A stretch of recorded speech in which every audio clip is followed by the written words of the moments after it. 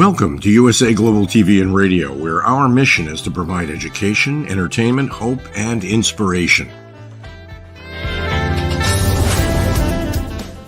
USA Global TV and Radio connects you with experts and audiences all around the world every single day to help you succeed in business and to live a richer life. Visit us at usaglobaltv.com to learn about career and life-changing training and mentoring programs like the Listening Mentor. Subscribe to our newsletter to stay informed about our special programs and offers. Discover how you can become a guest on one of our shows or a host or producer of a USA Global TV and Radio show of your very own.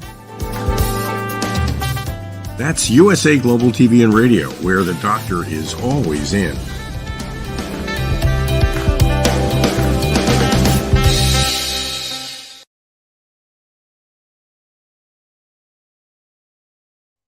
Good morning, good afternoon, good evening, and welcome home to USA Global TV and Radio, where we provide world-class education, entertainment, hope, and inspiration. I'm Dr. JACALYN KERBECK, and our show today is Coexistence and Sustainability with Pet Psychic AMINAH. Our topic is window woes and avian perils, how to be proactive. And of course, we're going to be talking about how to stop, maybe, I don't know, we'll find out, but birds from crashing into our windows. Joining me is the star of our show and our expert. It's Pet Psychic AMINAH. Hello. Yay. Yay. This is the easy way when you're supposed to be really quiet. And for some of us who have no cartilage, it's just like, oh, there you go. It's like the confetti going up in the air. And once again, Dr. John, it doesn't dawn on me because I don't think about our background when we're not together, but I absolutely adore our background. I'm a lime green girl all the way, favorite color. And you didn't know any of this when we did it. So what's fabulous is the organicness, not only of our trajectory professionally, but as friends and really saying, I want to acknowledge again, wow, you did a great job here. It's perfect because look at our topic today. Yes, when we were first working together, I felt like the fast slideshow thing to get people to see what we're talking about.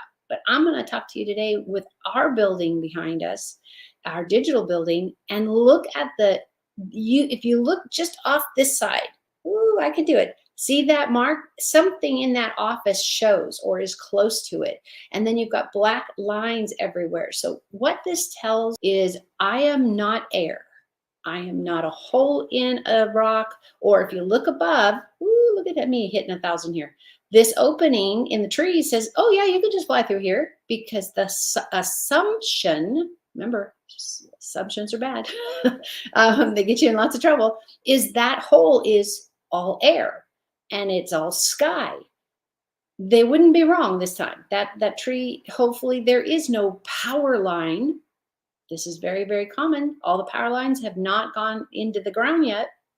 But I know a lot of companies, worlds, everybody's trying to do that, which is great. But if there's a power line under that, the bird's going to be going through full throttle. It's like, you've decided to gun it to get home, get to the job, get to work, something on time better. And what you don't know is there's a 6-car pileup in front of you, and you gas it and you can't stop in time. So the birds are worried about that too. They need to stop in time. They probably have it pretty doggone good, but there you go. There's some real broad ideas we're going to talk about, and I'm going to talk about how you could protect your windows and birds from your house, tree. Can't do it really with a car. That's a moving entity. Fantastic. Just a quick digression. I was thinking of you earlier today as I'm standing in front of these 2 big windows, and I just watched the wildlife parade that goes on our patio. It's really amazing. It's almost like they own the patio. For the afternoon, every afternoon, yes, in their mind, that's how it goes. It's like, Bob, you're not supposed to be here. Because they're doing it in their world. There is a hierarchy. There is always a hierarchy. Even if it's the tarantula over the bug. There's a hierarchy because tarantula has poison, bites really well, and the bug probably not. So think about this. There is a natural order to nature. And I don't mean just plants or just animals. It's all regulated. Certain plants need a lot of water. Certain plants need a little bit of water. Certain plants need soil that is darker than the sand it's in. Everything is important. Birds, what people are not finding out about and we're not talking about enough is the birds are literally breaking their neck. So if your bird, and this is your head right here, you're going to go in to the window thinking it's a tree, it's a whatever. If you use our background as a great example, that the tree you can see here over my head and my neck, you can see leaves and the reflection of the tree. So in the world of birds, that tree has a branch. So let's do this. So we have a branch. So they're looking for that black line, and they're going to take their talons or their little feeties, whatever type bird you have, and they're going to rest there. But you and I both know, no, there's a whole bunch of glass. So what happens instead, Dr. JACALYN? They hit the glass. And? They die. Yep. And it's a terrible death. This is not a quick, somebody shot him in the heart, you're gone. By the time the bullet gets to your heart, yeah, you wouldn't know anything. A lot of times, and I'm sure somebody's keeping statistics, but I find it incredibly heart painful for me. And so I didn't gather those numbers, but just know out there, there's thousands of birds that are getting killed a day. And if that's being sucked up in an airplane, which we all hear about those, they're walking around on the tarmac or something and off they go and the air pulls them in because they got too close to glass buildings and everything in between. So what we can do is what I'm here to cheer you on to do, and that is your own home. If you do not have blinds, wood, cloth, curtains, whatever, if you don't have your windows covered in some way, and it's just the glass, please consider putting up something that is only seen usually by the birds, and or if you get really, really close, think about that. If you're saying, I really want to see the outdoors, that's great. I am all for seeing outdoors, and I got plants by my windows, everything. I'm right there with you. So what's the difference is I've got a film on one where I don't see it when I look out. You might notice it in that it's not as bright or sunny, which will save your furniture. Which will save all the sun coming in and baking you to death if it gets too hot at your place. So it's a really great way to regulate your home environment also and not have to pay for the air conditioner longer or the heater longer. Because once you take your hopefully dual pane windows and then you put a sleeve over it, and I'm giving it that name in the industry, it is called many things. But what it does is it's a lot of times called bird glass film. So it's some version of that. I've seen about 5 versions of it. Talk to somebody who owns a pet store, and they might have a catalog that you can look at and or a company that they recommend, or talk to a vet, talk to a vet tech, anybody that, like me, is living and working in the animal industry for the betterment of their people and betterment of their pets. Because if we make your life better, I truly believe this, Dr. JACALYN, that we're the team. You and I are giving this wonderful information, and we're supporting the population to do better. And all your shows are uplifting. And I have the blessing to be this part of the uplifting.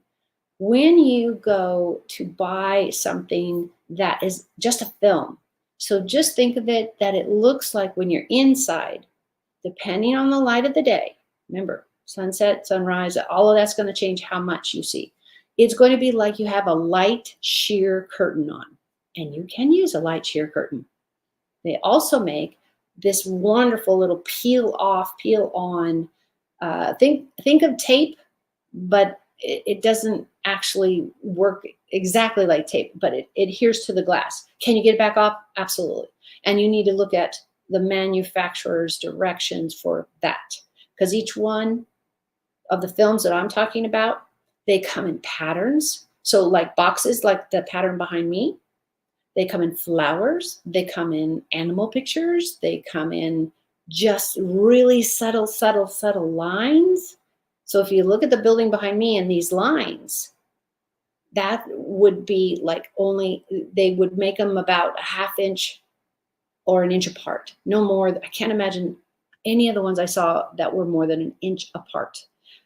And Dr. Jacalyn, you know the answer to this. Why would I want that many lines? Why wouldn't I want like our glass building where they're at least 6 inches apart?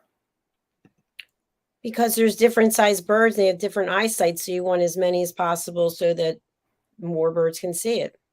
Absolutely. That's the absolutely first thing. And the next part of that is they think they can fit between there. That is the saving life part. So if you look at that line, it's the same. I'm going to use a person example. I'm laughing at my own comment, and I haven't said it. It's fun being me.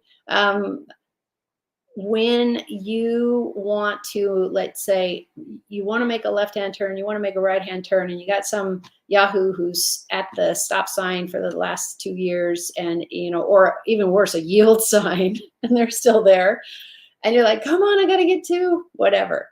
And you go around them. And what you don't see when you go around them is a big pole or big thing, and you didn't realize he was trying to figure out how to jog around that. So don't leap before you look. This is the thing. And birds are doing that a lot. They're going to hesitate because they don't want to get dead anytime. It's very tragic to find the birds dead on the ground. Big buildings, little buildings, your house, whatever. And the head is just flopping around, so you can kind of assume that they broke their neck. The only blessing I see there is that it was fast most of the time, not always. So you need to have that knowledge that we are literally, not only with global warming, not only with digging up all the open land with the trees, birds, and everybody having resources to eat there, and not poisoning our water. Luckily, we're taking out dams. We're still taking out dams. They started doing that a few years ago because they found out everything after the dam is dead and people were not thriving. It's too bad that it has to come to people. People aren't thriving, not the world, not nature, not all the other things that brought us to this day. So think about if you were a bird and you're just looking around to land or whatever, and you see these little black lines behind me, and you think, great, I can perch there. So by the time you come in full force and they take that last moment to slow down, they're looking at something green and not understanding. So they still haven't stopped because they're under the impression that that black line is a stick to stand on. That's how they die. It's usually a traumatic head injury or some kind of broken limb, and they can't get up. Nobody saw them. They landed on the ground and they die a slow death. That's the reality if we don't start realizing our windows being covered with something. If it's a curtain, great. If it's mini blinds, great. But you can also have the windows open all day long and really enjoy the weather is what I love to do. And sometimes I can't go outside. So you enjoy the rain or the sunny inside. Then you get these films. And what do they look like? So I pulled some basically placemats. Pulled some of those so I could talk to you about the dimensions. So Dr. Jacalyn, don't you think this placemat really would stop a bird from going through a piece of glass? Absolutely. What are you proposing that we do with the placemat? And guess how much it cost me? $1. I think I actually got 2 or 3 of them for that price.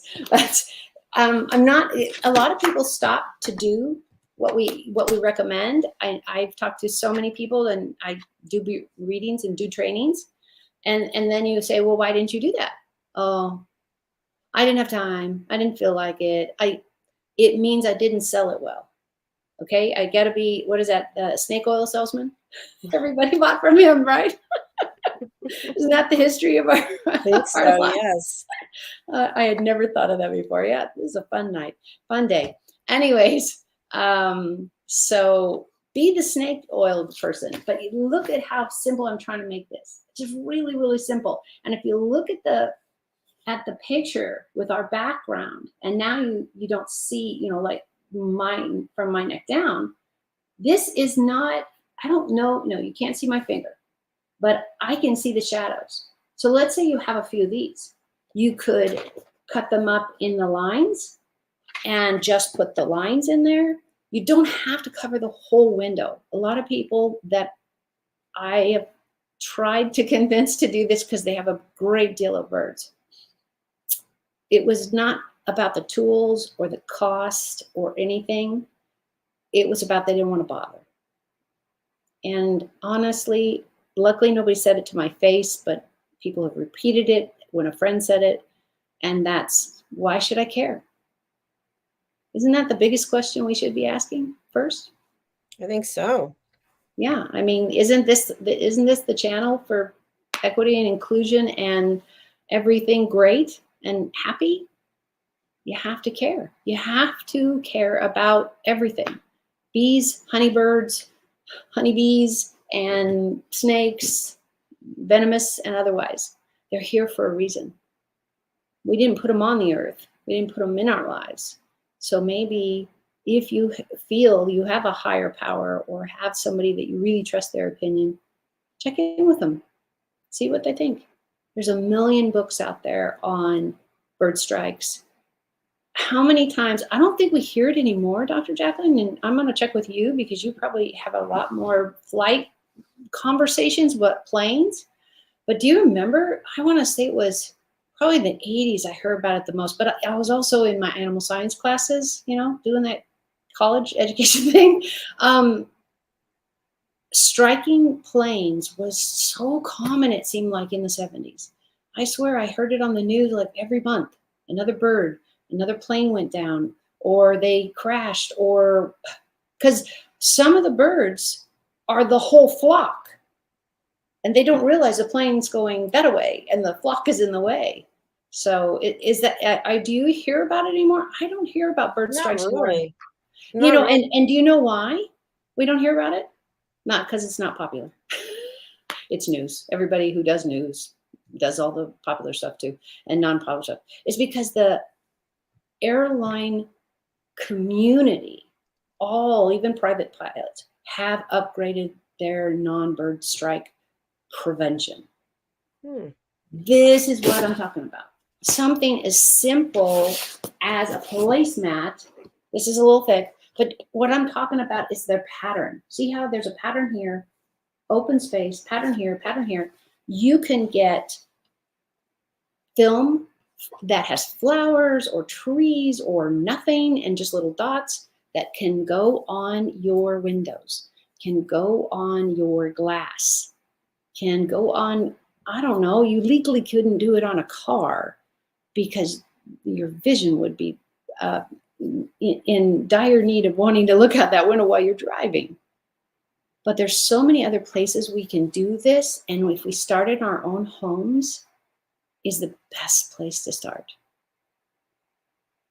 So I have a question. So I'm just wondering, I know my mom used to put decals on the sliding doors so that, you know, people wouldn't walk into them. I guess birds wouldn't fly into them.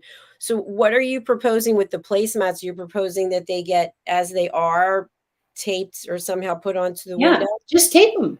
And what I love about them is that's not forever. I'm not recommending you super glue them down. You can do that if you want. But what I'm recommending is try it. Go to the dollar store or go to the fabric store. Believe it or not, they still exist. Some of us still sew. Not me, but some of us. And go and find wonderful patterns. Guess what? You can Google film coverage, window film coverage, whatever you decide you want to search. And there's so many online places that sell these beautiful lace. They actually look like real lace. So instead of you having to put up a bracket or something over your door or to the side, and you either can't, don't want to, or you don't like the look, then just do the glass. If you do 50% of the glass, it covered in something. So let's say you have a stripe, and then you have another stripe, and you have another stripe. You decide that I really like this pattern, but I don't want all of this pattern. It's a lot of pattern. So you can see there's a lot of pattern. So you could take one row and put that up, and then make a space and one row. Don't go over, I would conservatively say, don't go over 1.5 inches. Keep them as close as you can together. A bird will understand, oh, I can go through there, or I can't go there. And they have to see it coming. So this pattern in your area might not be bright enough. You might need the leaves because it's more color, more depth. And the animal will say, oh yeah, I'm not going to bump into that tree or branch or whatever their perception of that is at that point. What I'm asking you also to think about is from the bird's perspective. Go outside, stand where you think they would come in towards the glass, and see what you see. What's on the other side of your house? What's on the other house door? And what's on in front of it? What do you need to cover? Do you want to just be really simple and take a piece of paper and tape it to the window before you buy anything? Sure, try it. Every life you save, if I can get you to do anything at all, just try it. And then you're going to find, oh, lace curtain works great. I never thought of lace curtains. I have the lace curtains upstairs.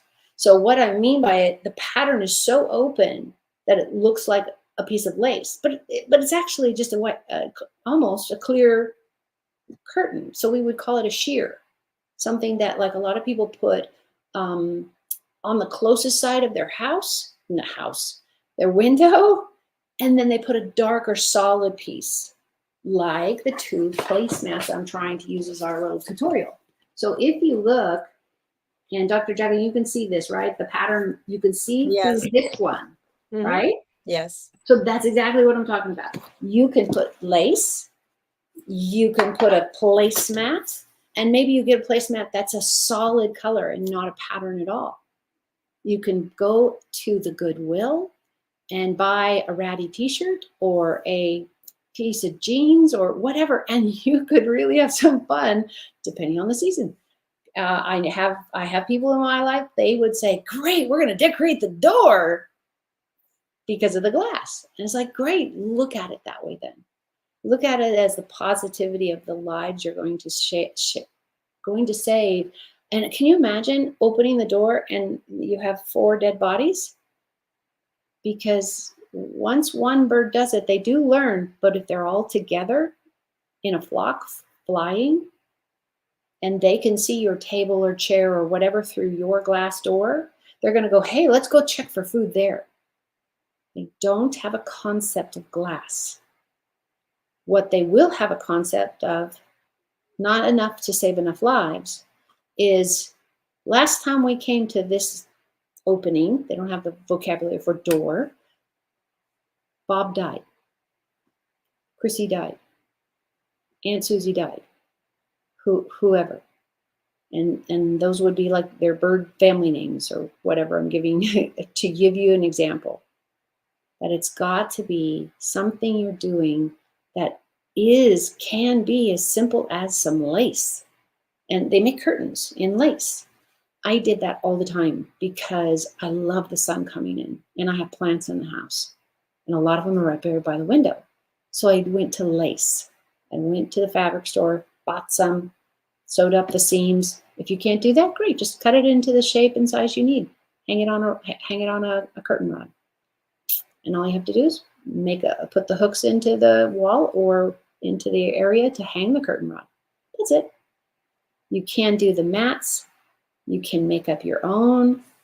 And you could have a great time if the window that you're the most concerned about is facing a neighbor. Can you imagine the most hilarity of the messages you could put up? I want this to be fun. I want you to want to do it for whatever creative reasons, because I want the bottom line to be lives were saved. And that's what we're doing, trying to help you learn how to save some birds' lives and do it simply. And AMINAH, for anyone who happens to see a bird crash into a window, if they feel so inclined, can they try to help the bird or take the bird to a vet, or what do you suggest? It needs to go to a vet and or a sanctuary. And they're all in the book. They're all in that yellow page book that is now digital. And talk to, if you can't find one, call your city.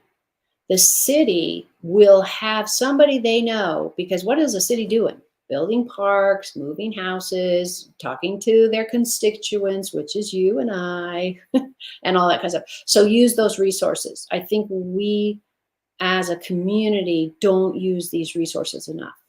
Having worked for the city I live in currently, and having been raised by a woman who put in parks, so she worked with the city forever because the land was had to be owned by the city, and therefore the parks department when they actually built it, because I grew up in a desert. It was just sand. There was a lot of sand, and the town was very young. So you have free resources. Call your city hall. Call anybody in City Hall if they, if even the janitor probably can tell you where it is, probably better because they know the whole place so much better. Somebody who is actually, working in all the departments. But call your local government and find out, especially if I can get you passionate about all these deaths. We've got global warming, so we don't have enough food. We have all of the climate change, and we don't have enough water. Our native way of living is in dire straits. I can't stress that enough. But it's never too late to intervene and participate. And that's what I'm asking, is to think of something that is doable for you, sustainable for you. And if anything, you could put the film or a curtain or whatever on your window so the birds go, oh yeah, remember that? That doesn't work. Because they don't need to watch 3 of their friends die from hitting the glass. And then they see a table on the other side and go, oh no, it must be different. I'm not there when the bird has that thought. So that's the guess I'm going with, that why else fly into a window? Because they don't see glass. Yeah, but it's always been there. They don't see glass. If they see food or they see safety, let's say it's bad weather or they're being stalked by a bigger bird, I think we would all run into the burning building. If a man, woman, child, I hope not child, but that's bad use, somebody is chasing you with a machete. I don't want you. I'm probably going to go into that haunted house because that knife looks worse and painful. And in the haunted house, it's still unknown. So remember, just because you don't think it's important, are you going to wait till you have a bird that dies at your feet? Because So a I lot have of a times, question about that, though, about the bird. So you see the bird fly into the window, you see it fall. Should you physically go and pick it up with your bare hands? Should you try to scoop it into a box while you're looking for the phone number to call the right entity? How do you actually handle the bird itself? Thank you. Absolutely vital. I would have kicked myself all week for not bringing up. That's why we are such a great team. So yes, and yes. Get either gloves on for you, and I'm talking about snow gloves, whatever you can grab, a paper towel, rubber gloves you wash the dishes with, whatever it is. What we're preventing is our oils and our scent going to the bird, because that's how you get kicked out of the nest in some places. And that's where an animal will say, oh, no, all I smell is carnivore, because that's what we are, especially in their their mindset of what we are and what we're doing. And they're like, hey, Bob, you look bad, but you smell bad. And that could get us killed. So if they're avoiding the humans, the dogs, and anybody else that can bite and hurt and kill us, and there's tons,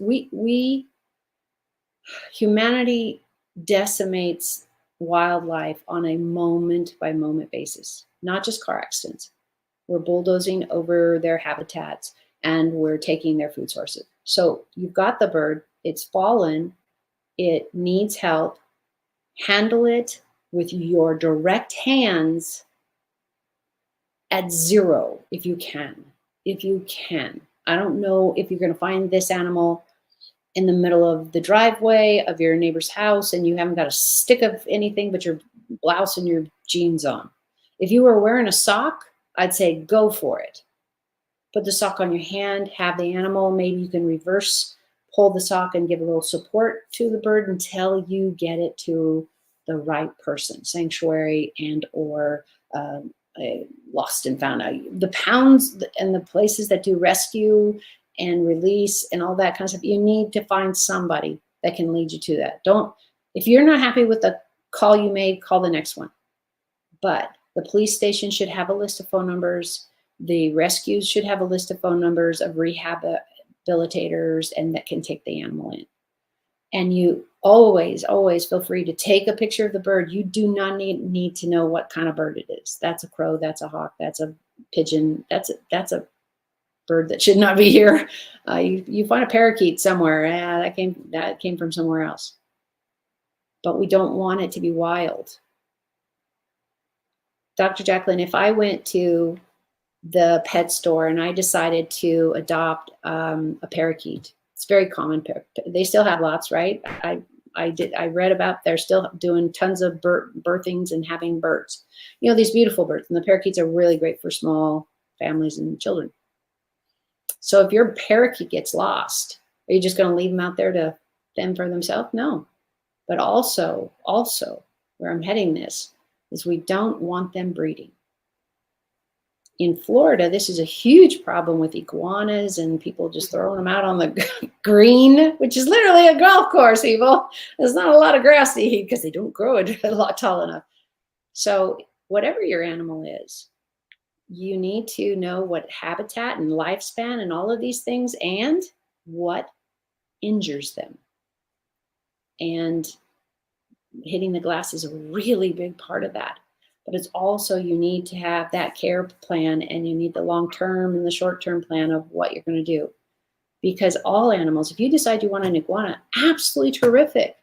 Probably not a good idea to run around in your neighbor's yard without a leash. Because I know they have leashes. I've seen them, the little hardlers and the whole thing. But nobody wants that. Because they're eating all the bugs. They're eating your flowers. They're driving your neighbors crazy because they look like dinosaurs. And they're really tiny ones. In the bathroom all over the place. Thank you. And now you have to remind me, is this the squishy, birdy, gooey bathroom or the closer to the pet solid? They're solid except if they're going number 1 and then it's, Yeah, no, number 1 is the like urination. Right. So that's the liquid part. But is it really acidic? Does it eat up your guys' I could see it outside right now. It's solid. Enjoying the real thing. So, yeah, that's something I think also for another program. But I know we talk about coexistence and sustainability and how important it is. And I think there's also an issue when you have a home and the wildlife is overtaking it.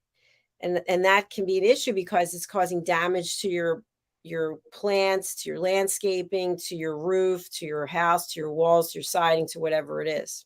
Yep. And add to that the community probably hates you because, think about there's your house and you've got every 100 movies with a picture of this and they've got the birds here and the iguanas here and the horses here. And you're like, dude, you're not living in the middle of a rural area.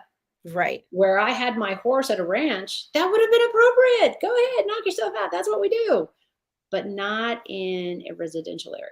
not in a senior zone area, unless you were given, the size of the dining room tables for bunnies. I don't know. It's got to be appropriate for where you're at.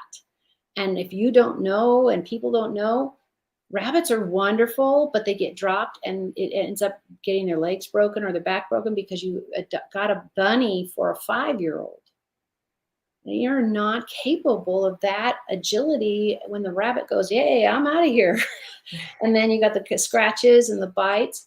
And if you don't know, they have one of the highest acid contents in their urine. Oh. And I haven't looked this up since I was doing show rabbits. That's why I know so much about them.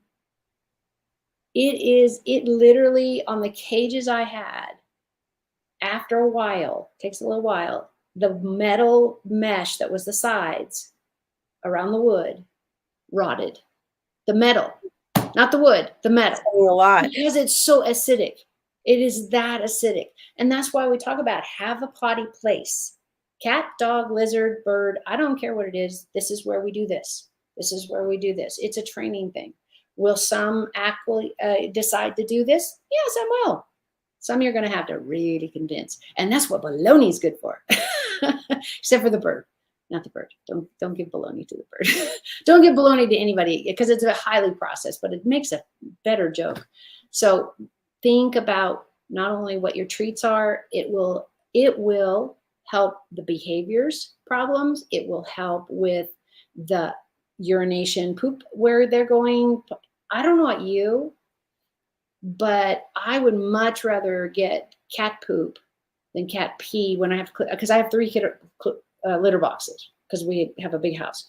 But one I'm not responsible for. That's my daughter's. But I clean them 2 times a day because I don't want my cats walking in it. And then we don't even wear shoes in our house. What would I? I'm not wearing shoes either. I know. But think about that cleanliness and that they're licking it off and it's all over your home and people wonder why they're getting sick. Eventually, it's not healthy. Even if you never get sick, I can hear one of you saying, "Oh, this isn't helpful because I never get sick." At some point, we all get sick. Whatever triggers you, whatever triggers me, it's different. We're all individual. What I'd like to encourage everybody is to live better, to love better, to be better, whatever that means for your life. And these are the funny ways to do it. But please, let's all start, especially with this topic, with birds striking buildings constantly. We are literally losing so many birds. If you look at, I believe it was Chicago and New York, just had a huge conversation about the fact that their death ratio for wildlife, mostly the birds, but wildlife in general, is up by like 80% because they now have so many high rises, like over 20 stories. It's not going to be survivable. We won't get to the end of our natural lives if we don't work together. And when these buildings are built, and now, it is still possible to put a film on and still get the enjoyment of the sun all day or the lighting that you don't have to put on the electric lights at the office. There are so many ways to cover a window that is not like a curtain where you can't see outside at all. And they make plenty of curtains that are see-through. And now the bird industry and the preservation movement and all of that is really getting people to ask for bird safety, ... bird safety windows, bird safety garages, bird safety, whatever. It's out there. You just have to be creative enough to ask. And I would start personally with somebody who has birds. I currently don't have any birds. I haven't had them for some time. My son conure was years and years and years ago. But talk to somebody that has a dog. If you want to know what the best dog toy, ask the pet owner that you really like who plays with their dog. Don't ask the bad one that never gets any toys or doesn't pick up their poop. Just don't get advice from people who can't even do the basics. Exactly. Great point. Look to people who are doing things the way that you want that they should be done or that you admire and ask them. And you've given so much wonderful content for people just joining us. We were talking about window woes and birds flying into windows, and Pet Psychic AMINAH gave a lot of great information. Please do go check out the beginning of the show as well as the rest of the shows over on our YouTube channel, where we just crossed over 1 million views a week ago. So we are well past that. What's the best way for people to contact you, the Pet Psychic AMINAH? Do that. The best way to reach me is the website. Then you can see basically my resume, and you will have the link to the Facebook. I am only on LinkedIn and Facebook. I do not believe in spending too much time on all platforms, because I know the right people will find me. And that is Bridging Worlds with an S .us. So BRIDGINGWORLDS@gmail.com. Fantastic. Thank you so much for another fabulous show. We want to wish everyone a wonderful weekend. Find the joy in your heart, be kind to others, and remember that we have all kinds of education and information here for you. All you have to do is go over to our YouTube channel, USA Global TV and Radio, and you can find it there. Great. All right, we're signing off for now. Enjoy your weekend, Pet Psychic. Take care. Thank you. Bye, everyone. Bye. Bye, everyone. Look out for your birds.